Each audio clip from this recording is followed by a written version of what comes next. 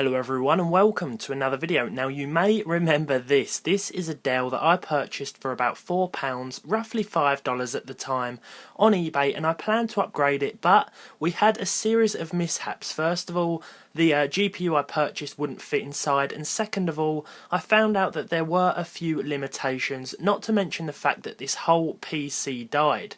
The biggest issue I actually found was the fact that this system had a limited 25-watt PCIe connection, as you can see here.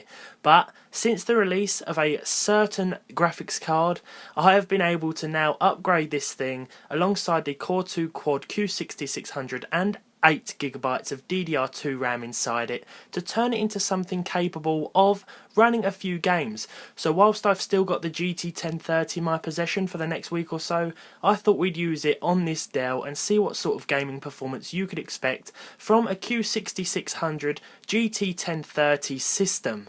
So let's get straight into it. So Fallout 4 first, with 900p resolution at the low preset to average 35 frames per second. At 1080p the game didn't differ too badly and ran at about 29 to 30 on average, but 900p gave that game a little extra boost and more stability than it needed, also eliminating quite a bit of the stutter that occurred as well. It was definitely more than playable at this resolution.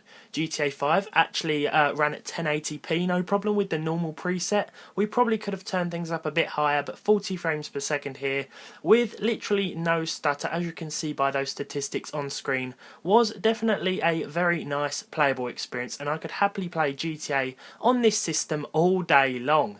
Next up we tried Far Cry 4, one of my personal favourites, again at 900p with the low preset to average 36. All of the games are definitely playable, but you will have to turn down some of those settings because of the limitation that the CPU provides, although it is more powerful than the Phenom in the system we tested a couple of days ago. Now for a couple of lighter esports titles, with Team Fortress 2 first at 1080p with the high settings to achieve a very nice 90 frames per second, and as you can see by those other stats, there really was no lag or stutter even when the action started to heat up on this online game. And so with that said, let's jump into Overwatch, which actually ran at Full HD again with the low settings to achieve 65 frames per second. A very playable result indeed.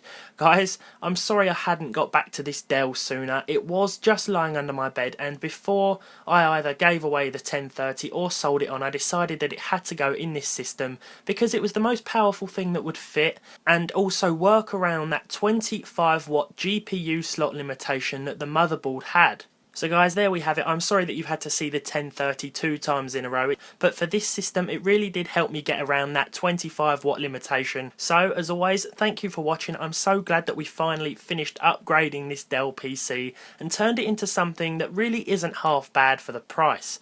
As always, thank you for watching, and I promise you that we will stray from the 1030 in the next video. You won't be seeing it again for a while, unless you want to, of course. Thanks for watching, and I'll see you guys next time.